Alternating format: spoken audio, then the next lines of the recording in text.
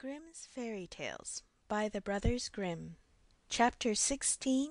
Rapunzel. There were once a man and a woman who had long in vain wished for a child. At length the woman hoped that God was about to grant her desire. These people had a little window at the back of their house from which a splendid garden could be seen, which was full of the most beautiful flowers and herbs. It was, however, surrounded by a high wall, and no one dared to go into it because it belonged to an enchantress, who had great power and was dreaded by all the world. One day the woman was standing by this window and looking down into the garden, when she saw a bed which was planted with the most beautiful rampion, and it looked so fresh and green that she longed for it. She quite pined away, and began to look pale and miserable. Then her husband was alarmed and asked, "What ails you, dear wife?" "Ah," she replied, "if I can't eat some of the rampion which is in the garden behind our house, I shall die."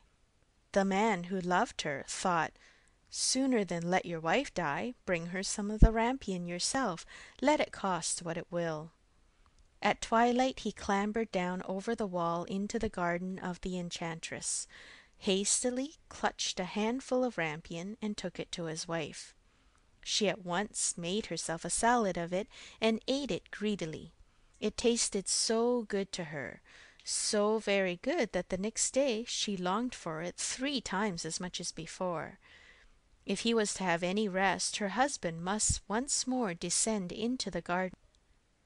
In the gloom of evening, therefore, he let himself down again. But when he clambered down the wall, he was terribly afraid, for he saw the enchantress standing before him. "How can you dare," she said with an angry look, "descend into my garden and steal my rampion like a thief? You shall suffer for it." "Ah," answered he, "let mercy take the place of justice. I only made up my mind to do it out of necessity.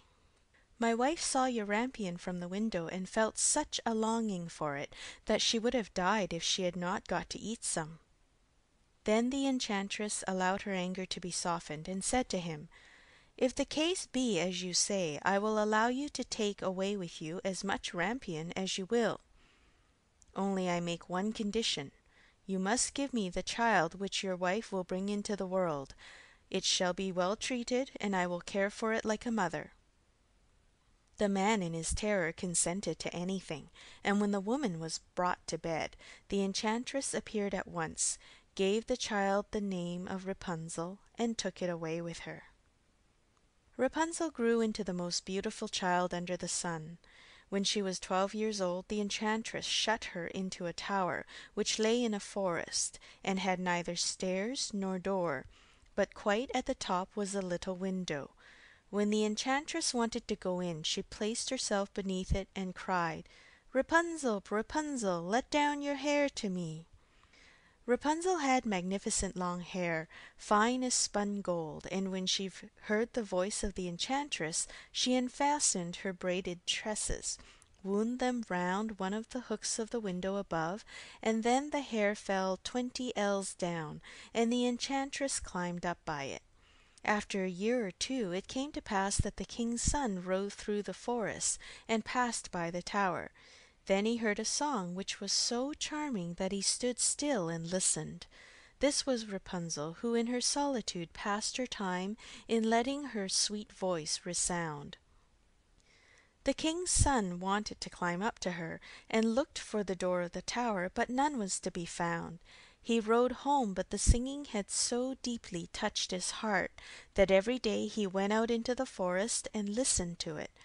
Once, when he was thus standing behind a tree, he saw that an enchantress came there, and he heard how she cried, "Rapunzel, Rapunzel, let down your hair to me." Then Rapunzel let down the braids of her hair, and the enchantress climbed up to her. "If that is the ladder by which one mounts, I too will try my fortune," said he, and the next day, when he began to grow dark, he went to the tower and cried, "Rapunzel, Rapunzel, let down your hair to me." Immediately the hair fell down, and the king's son climbed up. At first Rapunzel was terribly frightened when a man, such as her eyes had never yet beheld, came to her, but the king's son began to talk to her like a friend, and told her that his heart had been so stirred that it had let him have no rest, and he had been forced to see her. Then Rapunzel lost her fear, and when he asked her if she would take him for her husband, and she saw that he was young and handsome, she thought, "He will love me more than the old Dame Gothel does." And she said yes, and laid her hand in his. She said, "I will willingly go away with you, but I do not know how to get down. Bring with you a sign of silk every time you come, and I will weave a ladder with it, and when that is ready I will descend and you will take me on your horse." They agreed that until that time he should come to her every evening, for the old woman came by day. The enchantress remarked nothing of this until once Rapunzel said to her, "Tell me, Dame Gothel, how it happens that you are so much heavier for me to draw up than the young king's son. He is with me in a moment."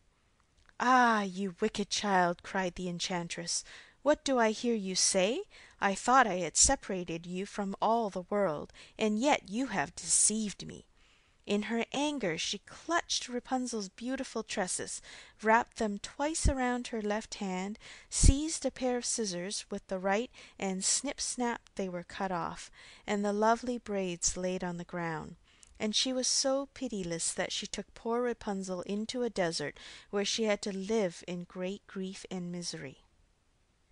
On the same day that she cast out Rapunzel, however, the enchantress fastened the braids of hair which she had cut off to the hook of the window, and when the king's son came and cried, "Rapunzel, Rapunzel, let down your hair to me," she let the hair down. The king's son ascended, but instead of finding his dearest Rapunzel, he found the enchantress, who gazed at him with wicked and venomous looks. "Aha!" she cried mockingly, "you would fetch your dearest, but the beautiful bird sits no longer singing in the nest. The cat has got it, and will scratch out your eyes as well. Rapunzel is lost to you. You will never see her again." The king's son was beside himself with pain, and in his despair he leapt down from the tower. He escaped with his life, but the thorns into which he fell pierced his eyes. Then he wandered quite blind about the forest, ate nothing but roots and berries, and did naught but lament and weep over the loss of his dearest wife. Thus he roamed about in misery for some years, and at length came to the desert where Rapunzel, with the twins in which she had given birth, a boy and a girl, lived in wretchedness.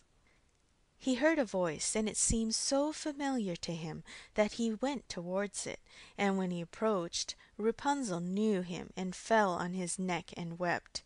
Two of her tears wetted his eyes, and they grew clear again, and he could see with them as before. He led her to his kingdom, where he was joyfully received, and they lived for a long time afterwards, happily and contented. End of chapter 16.